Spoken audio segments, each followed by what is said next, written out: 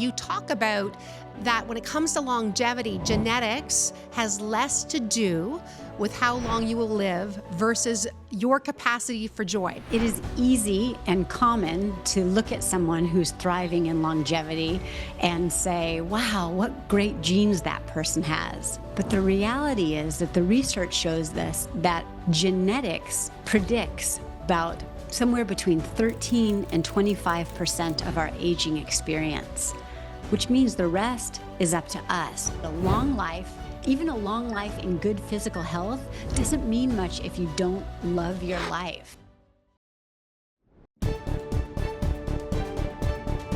The Money Talk Podcast, brought to you by TD Wealth with Kim Parlee. You have to be living under a rock to not notice that the latest pursuit for many is the eternal fountain of youth. How to live longer, and then how to be healthier. But our next guest, who is a gerontologist and New York Times bestselling author, says it's not just about lifespan, and it's not just about health span. She has coined the phrase joy span and says your capacity for joy, not your genetics, is what will dictate how long you live and how well you live. Dr. Carrie Bernight is a gerontologist and the author of the new book, Joy Span, The Art and Science of Thriving in Life's Second Half, and she joins us now. Carrie, thanks so much for joining us.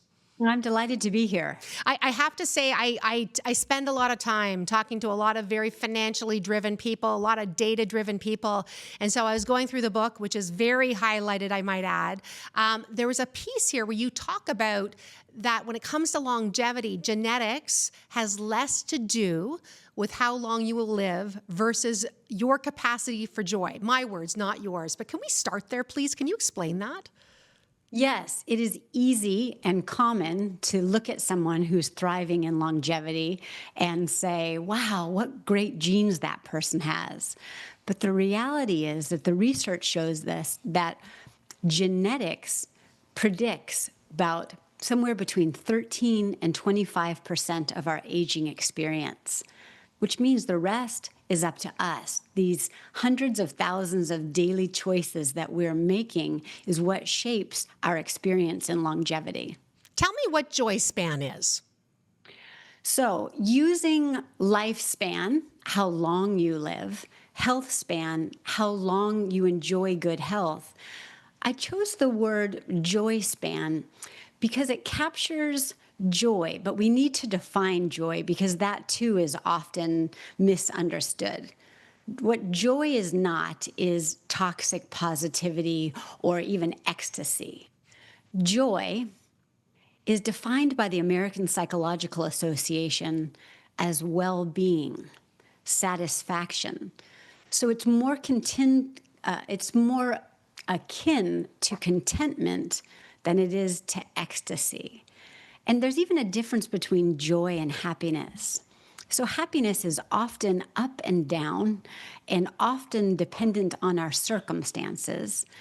And joy, because it's more of an inside job, is great when we talk about longevity because getting older isn't easy, and yet the science shows us that we can maintain joy even in very challenging situations. Can you explain, you said joy is an inside job. What do you mean by inside job? Yes. So joy, we have found, is something that can be cultivated. So in the same way, an analogy I like to use is our physical health is very important, and our physical strength is made up of components that we work on every day, hopefully, and that is things like cardiovascular health, strength training, agility training, and flexibility. So we know that as young as we can, we want to start on fortifying our physical strength. But the new findings, and they're, in fact, it's not that they're new, it's just that it's new that we're studying it and talking about it and now implementing it. But this internal strength is also made up of 4 components. And we'll get into them later, but what these components are things like continuing to grow, prioritizing human connection, making sure that we have the resources internally and externally to adapt to changing circumstances, and prioritizing giving, finding purpose and giving of ourselves. I think what I really loved about the book is, you mentioned it's not toxic positivity to say, I'm fine, even if you're not fine. Fine is always, I think, the code word for when you're not fine. But anyway. Yes. And when we'll get more into this, but it's a practice and there's a discipline almost that you need to have when you're thinking about this. And I should let you know as well, I listen sometimes to other podcasts. I was listening to other podcasts with you, and you were trying to come up with an acronym for the Connect and Grow. And I think I came up with Can Grow Adaptive. That's my word. That's how I remember your four words all strung together. So there you go. That's how I remember it. Tell me more about it. No, because what is it? Can Grow Adaptive. That's all your words kind of all strung together. So that way I'm like, when I'm thinking about things, that's how I think about it now. So it had an impact. I've been thinking about it for a while. Thank you. Okay. So let's go back, because I think, part of the power of this is when you give the examples in the book, and you've got two grandmothers, you use them as a great analogy of one who does and one who doesn't. So maybe tell us about them. Yes. So I was lucky enough to have two grandmothers, and I know not everyone does, but when I was young, I got to know them, and what I found was that there was one whose name we called Gram Etta, and everything was conceived and framed and articulated as aging is decline. And she told me early on, like, Carrie, don't grow old. I used to be something and I'm not anything anymore.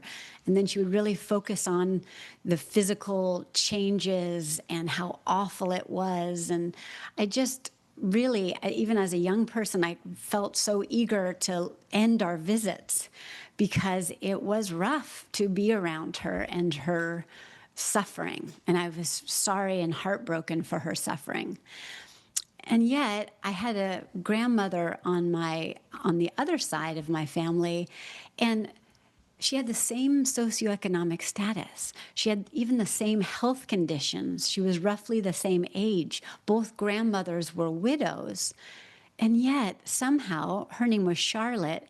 Charlotte was continuing to be interested in the world. And although she too had hard things and pain, it was never what she focused upon. And I couldn't wait to get to her house. I never wanted to leave. I had all of these sleepovers, and she profoundly impacted my life. And so as I grew older, I thought, what was that difference between these two grandmothers, who one lived with so much suffering and the other one who really, up until her last breath practically, was connected, engaged, vital, relevant, and enjoying life. It's hard to do, though. And we're going to get into the matrix and the word that I put together, but it's hard because if you're not in a good space, to make that change, to try and be more joyful without the toxic positivity, it's tricky. Absolutely. And it's because life is hard and growing older is hard. It's all the more reason that we want to put the effort in order to give ourselves the resources. So again, with that physical analogy, you don't look at someone and just think, oh, they're just so lucky that they can lift heavy weights or that they can run. You know that every day they're putting in the effort and the seemingly small steps forward. And the same is true with research-based practices that give you the tools you need to do something hard. And that hard thing is walking through life and taking in stride the challenge and seeing the good. And it isn't, people want to say, well, easy for you to say, you don't have this going on, you don't have that going on, you don't have my background of, hardship and trauma. And it is true that we all start at a different baseline, but it is also true that we can incrementally improve the quality of our own lives, that is our emotional well-being, with these practices and with this mindset shift to make your life better. Because that's the goal. I spent the first 16 years of my career as a gerontologist with all-day suffering, with people who had endured so much as a result of vulnerability. And it was largely in the domain of elder abuse, financial exploitation, neglect, and self-neglect. I ran the nation's first elder abuse forensic center.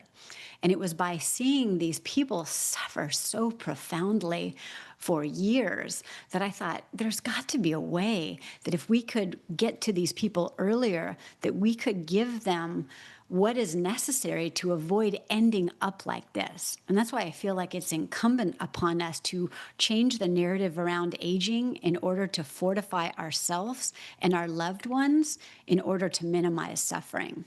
It's, that experience is going to do one of two things, right? Like, you're taking, I think, what you've learned and bring it for the positive. A lot of people would not. That's a very hard thing to witness and see what you've seen. When you talk about this then, and actually this is, I think, applicable not just to people in the second half of their life, it's applicable to everybody. But if you want to practice joy, and you consider it a practice, again, let's go to your matrix, the grow, connect, adapt, and give. How do you define grow? What does it mean from your perspective? Okay, so to grow, and I love that you're saying that this is something that is for people who are aging, and that simply means people who are alive. So these practices will help when you're aging in your 20s and all the way up to your 100s. And the earlier you start, the better, but it's never too late to get started. So the first of these 4 elements of the Joy Span Matrix is grow.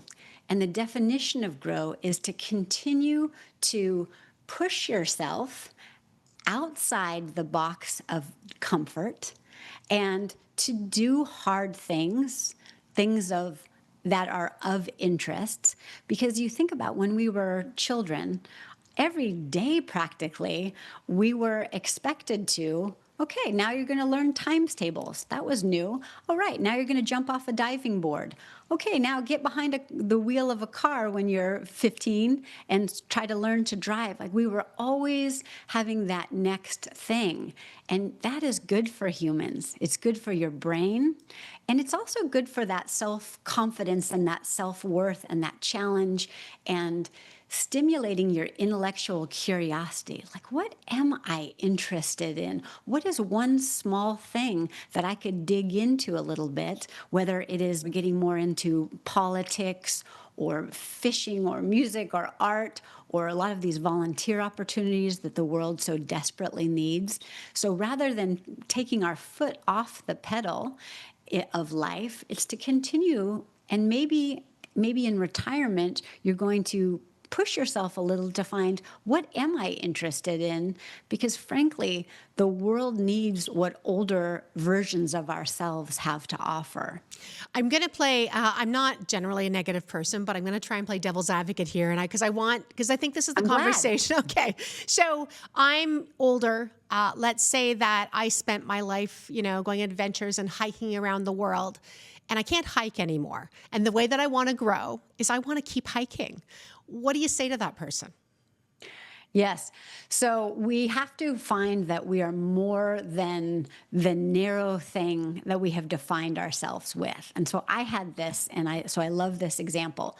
So I was not a great hiker, but what I'm going to say is I was pretty good with the computer. I was a university professor. I was, my eyes, as it turned out, were a big part of how I got through the world and how I was sort of good at navigating the world. And in my 50s, I had a retinal detachment that left me entirely blind in one eye and with impaired vision in the other eye. And it was, with all these surgeries, I couldn't drive. I couldn't use my phone or my computer. And when I was in social settings, it was hard to read people's faces. And I did have this big crisis. And the first thing I did wasn't to step up and grow. The first thing I did was I felt awful for myself. I didn't feel like myself. I complained and shook my fist, which got me nowhere except on the couch, and I was eating a whole bunch and lamenting this change.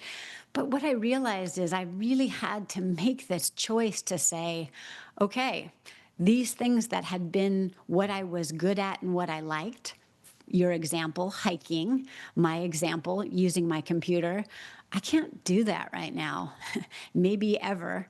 I've got to be able to grow into finding other parts to myself that I can nurture. And when we do that and we take a step back, we recognize we become so identified with roles and what we're good at and what we like that we forget that we are really 3D creatures, and we can, with thought, find other areas to start to pursue, to be willing to be not good at something in the beginning, and not good at something is quite good for you, right? Yeah. So when I had to go, okay, I'm going to use all this voice technology and I am horrible at it. But over time I did get better, and then I grew. And then, lucky me, which is not always the case, but I did get my vision back and I could go back to my old ways, but then I also had these new ways about me too. For example, I was really able to become a better listener, because without my vision, it was my ears that were my asset. And I now wouldn't have traded that experience, because I realized that I'm like, listening is hopefully with me for the journey. That's I'm not going to say fantastic, but it is. It's nice to hear the journey of what you went through and how you get there. And it's hard. I just want to say, for people who are listening, it's hard. Even when you recognize what you have to do, it's tricky. Your second one is connect. Really important for joy. And again, I wrote down a couple notes that you had. And I thought this was fascinating too. It's wanting, if you want more interaction than you have, maybe you have a lot and want more, or maybe you have very little and just want a bit more, but not having what you want, I think you have in here was the equivalent of smoking 14 cigarettes a day. That was in there, which is astounding. Yeah, so what that research literature is from the loneliness literature. Yeah. It's been studied quite extensively. And that definition of loneliness is wanting more social interaction than you currently have. So what that means is people can be married and be lonely, or in a group and be lonely, or people can be with few people and not feel lonely. So the step one is to ask yourself, do I wish or want more social interaction than I currently have? And to just be really honest, because everybody is lonely sometimes. And it is nothing to do with shame. I mean, humans, that is the case, that there are times where we all feel lonely. And once you identified that, like, yes, I would like some more social interaction, or maybe some different social interaction, then thinking about what that might look like. And so one thing I encourage patients to do is to take an inventory.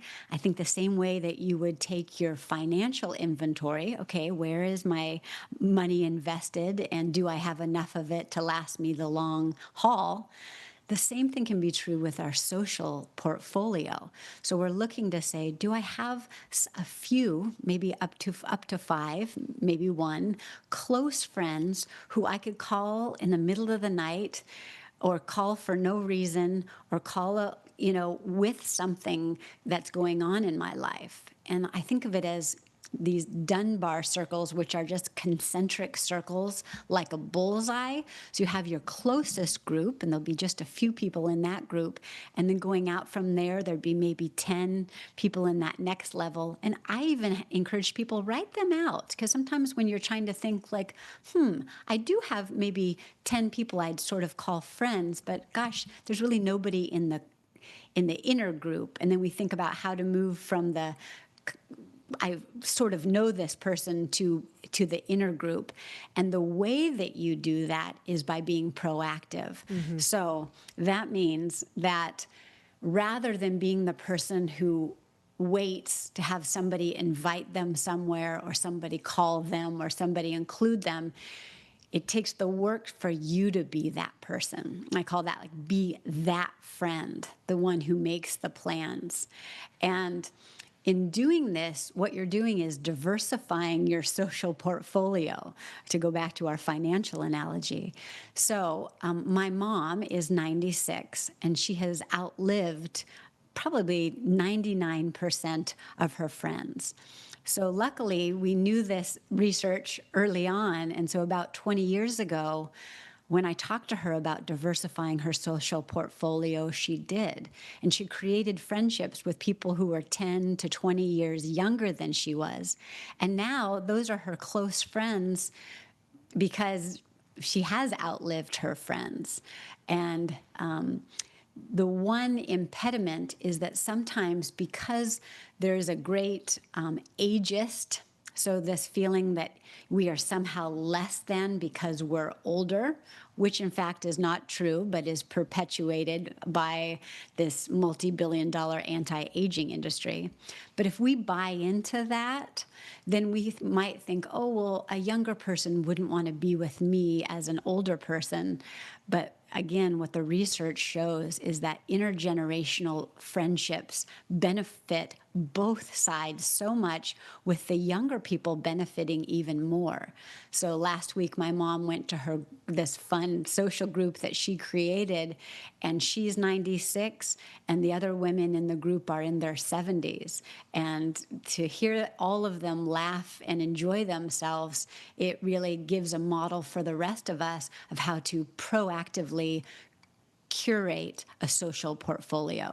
I think the challenge with this is you have an example in the book and a couple things. I was just going to make a joke about, I don't know if my 15-year-old wants to hang out with me that much right now, Carrie, but he actually does. I joke about it, but I actually think he likes it sometimes, so it is good. So, but you give this great example of this woman, Jill, and I think she and her and her husband married in their 20s and kids, but then of course he passed away. The kids weren't around, emotional isolation. And there was this one sentence that it stood out to me, where it said she resisted joining community activities because that seemed desperate. And I think that's the burden, or that's the barrier people have to get over. I absolutely, and I hear it all the time. And it's, again, going back to the physical part, sometimes when you're lifting weights, it is really uncomfortable. It is really inconvenient. And you think, I hate that I need to do that. And yet you know that you need to in order to enjoy a 100-year life.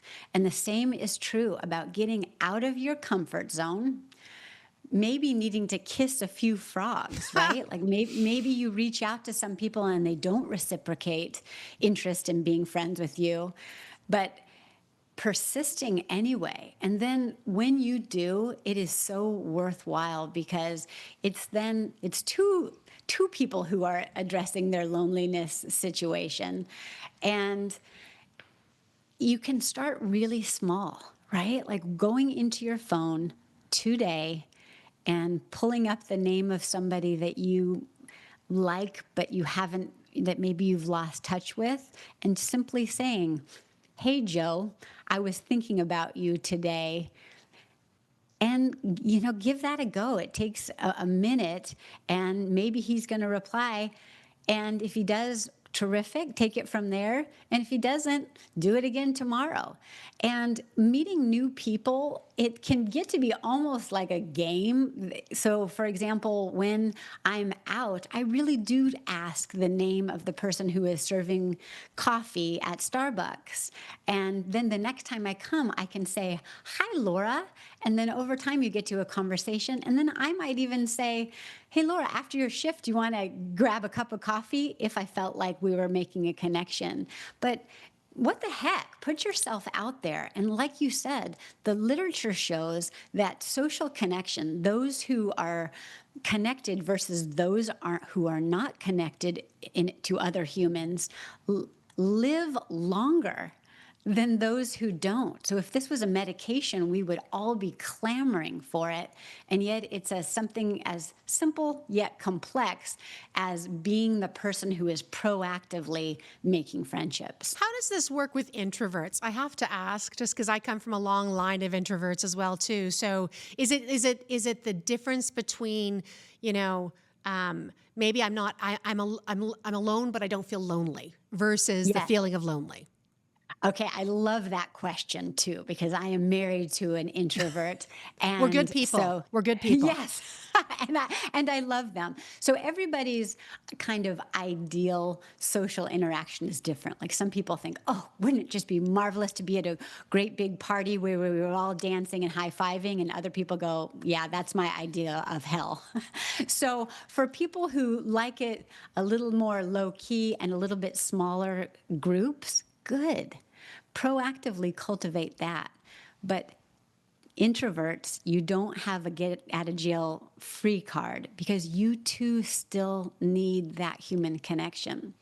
And so it might be something like someone that you enjoy one-on-one, and maybe you learn that they're needing to go to chemotherapy. And maybe you then offer, hey, Jill, could I drive you to chemotherapy and give your spouse the day off? And then just in that quiet driving and just being there for that person, it's so meaningful because all of us are going to need a friend in this long journey, and the kind of friend that we can call upon for some assistance. And it's not just like quid pro quo, I'm doing this for you, you do it for me, but it's humans meaningfully connecting with one another in a way that suits them, whether they're introverts or extroverts. You are dipping a bit into some of the other categories, but that's okay. You wrote the book. You're allowed to do that. That was the give piece. We're talking about the importance of being able to give. But let's talk about adapt and give. And tell me more about adapt, because that's a hard one. And it's hard as you get older. It's hard. Yes. So the one thing that we know for sure is that there will be change in these long lives. So as a university professor, I start out with my undergraduate students and I say, let's talk about mortality rate. And then I put up a pie chart behind me, a big red circle where it's 100% filled in. I'm like, this is the mortality rate. 100% of humans will die. And that is not morbid, and it is not defeatist. It is a reality. And generally, before we die, there's going to be chronic conditions or acute conditions. Either we will die before our spouse, or our spouse will die before we do, if we're in a relationship. And so because of this, it is, rather than just say, I'm not going to think about aging. I'm not going to think about it. Really think about, because also the alternative of, someone recently said, oh, I just think I'm going to live forever. And I said, I don't think you've thought that through, what it would look like if we all lived forever. I mean, it would not be sustainable, and it would not be pleasant. So the fact that we're going to die and that we're going to have physical changes and we're going to have social changes is why that cultivating the ability to know in advance that you're going to be able to adapt to what comes your way because you're going to put the effort in. And the literature that it ties to is the coping literature, how a person copes, and also the resilience literature. So there are internal ways to bolster yourself in your ability to adapt to life's changes and challenges, and there are external ways. And so the external ways, for example, would be to go to counseling and to go, this is hard. I have walked with my spouse for 60 years, and now he has passed away, and I don't know how to do this part by myself. And to go get some counseling, or to go to other widows and sit together, and if there's not a group, to start a group and say, hey, come on over and let's talk about this weird new phase where we don't have our spouses. And the internal things that we can cultivate is, for example, taking some time to journal and to think about, okay, these are things that I'm really grappling with. And if I open my eyes in the morning and think through, wow, I'm going through a late life divorce. I didn't see that coming. I was just recently diagnosed with Parkinson's, and I didn't see that coming. And if you're thinking about that all day, it consumes you. And that's why the ability, for example, with a journal to, in addition to being cognizant of the challenges you're going through, to also be able to go through and the things that are right in this world, because there's always more that's right than is wrong, and attuning ourselves to that makes a difference. What about give? How important is that? You talk about in the book, and we'll talk about ageism in a second too, but one of the great gifts of getting older is we hope we get wiser. And you talk about really being able to give that wisdom to others and help in all sorts of different ways. Yes, so there is the potential for growing in wisdom, but it is not inevitable. That too takes work. So I work with thousands and thousands of older people. Some are wise, some are not. And in order to get to wisdom and generativity, there is profound evidence on people who give, who find ways to give of themselves. So the way that people a lot think about legacy is think about giving their money. That is one way, but most of us, we don't have a lot of money that we're going to be able to give. And so we're thinking about giving of ourselves. And giving is tied to the purpose literature. And what a study at UCLA found is that people who feel like they have a purpose, a way to give of themselves, have a different epigenetic expression of their genes. So that meant that they had lower inflammation and greater antiviral loads. So physiologically, giving makes a difference, and feeling like you have a purpose makes a difference. And it's not big, huge things, it's small things. For example, you happen to see in your backyard, you have lemons. You pick those lemons, put them in a bag, go next door to your neighbor. I've got some lemons. It's a tiny, tiny, no big deal thing, but it's something that you're doing, and it can help with social connection. And you might find that person is standing there with two babies on their hips trying to cook dinner. And maybe from there, it would be like, do you want me to entertain the kids while you cook dinner? Because I know you're a working single mother. If that would be helpful, I'm available. That little give can be life-changing, not just for the person that you're helping, but for you as well. I'm always astounded when because it feels good. It feels great to have community around you, these things. But when you tell me there's epigenetic evidence that these things, they change your physiology, which changes, if it's epigenetic, you're changing your children's physiology one day, someday too, as well. I mean, it's extraordinary. Yes, the beginning of my career, I researched things that, dementia, depression, psychoses, a lot of things that seemingly had greater gravitas as a researcher. And yet, when I have moved over to a more preventive, and I'm studying things like generosity and kindness, it somehow seems less important, less meaty, less academic, less real, but it isn't. Can I ask you about ageism, and specifically internalized ageism as you talk about it? And again, I keep going back to these little data points I've picked, but you quote a group at Yale University who've said that those with positive beliefs about aging live 7.5 years longer. What is a positive belief about aging? What does that entail versus a negative one?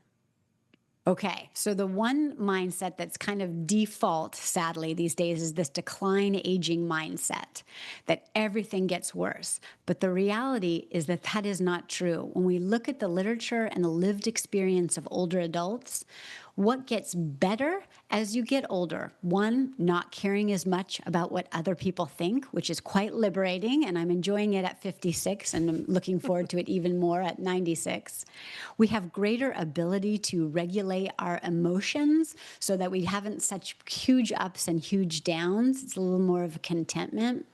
We have a greater appreciation of connection, often of music, art, and the depth of our spirituality. We also have the potential for improved problem solving, and this too is not talked about enough. That is the neurological integration of our left and right hemisphere of our brain and drawing upon all this lifetime of solving problems. And yet, if we buy into this thing that aging is less than, then we're not empowered to offer these solutions that work and that the world needs. So next time you find yourself having an ageist thought like, oh, I'm old, or I shouldn't weigh in on this because, all these 20-year-olds and here I am in my 70s, contradict yourself and replace that with, they need me to step in and give some of this experience-based problem solving and perspective. It's funny too, because if you think about this in another metaphor, it makes so much sense. I mean, you think about sports teams, right? Like you need rookies, you need people who are young and energetic, but you really value the wisdom of the people who've been on the team longer, who understand things work, and it's putting it all together that works well. Yes, that's exactly right. Yes, I was speaking with a business group yesterday, and they had a flood, and all the 20-year-olds were doing some really interesting things to try to with tech to get things figured out. And the woman who worked there, who was 68, went and turned off the water main so that the water stopped. And I was like, thank heaven for you. I think that was not tech skills related.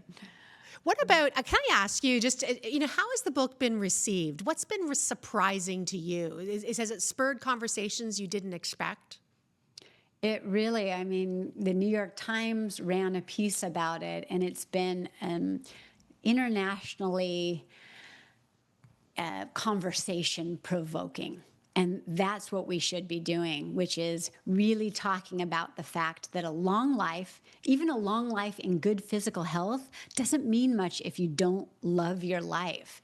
And that we are not just victims to growing older. We can, in fact, exert a certain degree of control in how we face the challenges that we have. And I've been hearing from people all over the place saying, gosh, this little mindset shift is actually, I thought that it was too late for me to learn guitar, but now that I'm really thinking it through and understanding what the research says about how good it would be for me to step outside my comfort zone, and I'm learning guitar, and then therefore I have met new friends, and I'm teaching my grandson. So it's been really encouraging. And as a gerontologist for so long, we weren't talking about aging, and the fact that people now want to talk about it is my dream. It's interesting too, and one of the things I quite like about this is that you've got great examples through the book, examples of how people have helped people, but you have a list. It's a curiosity list, and I think it just helps people. Like sometimes people just need a little nudge. They just need to understand what are the kinds of things I could be curious about, or what are the kinds of things that I could learn when I get older. And I think providing those real examples make a real difference to people. Yes, and sometimes people ask, who is the book for? Is it like for a certain age? I think the earlier you start, the better. And if you are at all interested in like, I'd like to age in a certain way, I think that's who the book would be for. And if you have aging parents, one idea is to start with yourself, right? We can think about first kind of putting on our air mask first of what is my aging experience like, because we're all on a path. And then it might be something that you would share with somebody else. You might say, hey, Mom, I read this book, Joy Span, and it really helped me think through some habits in my life, and maybe you'd like it too, right? So then you're not saying, oh, you need this. You're saying, it helped me. Maybe it would be helpful for you. Yep. Tell me. don't show, or I should say, show me, don't tell me, right? That's the most powerful. I got it wrong there. Maybe that's a little Freudian slip on my part. So there's a bit too much telling happening. My last question for you, Carrie, and again, I appreciate your time today. You're being very generous in telling us what's happening, but I'm curious, what's changed for you in writing this book? Like how has writing this book changed you? I think it's very humbling because what you realize is that no one has all the answers. No one is, quote, doing it right. And that we're not going to be able to change the narrative around older or around longevity by ourselves. So conversations like these, conversations between friends, we can, as a nation, in fact, as a world, make older better, but it's going to take every single one of us. So I hope that this conversation and these thoughts launch you to your own discovery to reimagine aging and know that we need you. Like if you're listening to this right now, we need you in the fight to change aging and in order to reduce suffering and to make older better. Well, I hope so too. And I so appreciate the time you spent with us today. Thanks so much. Thank you very much. Thanks for tuning in to this episode of the Money Talk Podcast, brought to you by TD Wealth, recorded on October 16th, 2025. The information contained herein has been provided by TD Wealth and is for information purposes only. The information has been drawn from sources believed to be reliable. The information does not provide financial, legal, tax, or investment advice. Particular investment, tax, or trading strategies should be evaluated relative to each individual's objectives and risk tolerance. TD Wealth represents the products and services offered by TD Waterhouse Canada, TD Waterhouse Private Investment Council, TD Wealth Private Banking offered by the Toronto Dominion Bank, and TD Wealth Private Trust offered by the Canada Trust Company. All third-party products and services referred to or advertised in this presentation are sold by the company or organization named. While these products or services may serve as valuable aids to the independent investor, TD Direct Investing or TD Wealth does not specifically endorse any of the products or services. The third-party products and services referred to or advertised in this presentation are available as a convenience to its customers only, and TD Direct Investing or TD Wealth is not liable for any claims, losses, or damages, however arising out of any purchase or use of third-party products or services. The TD logo and other TD trademarks are the property of the Toronto Dominion Bank or its subsidiaries.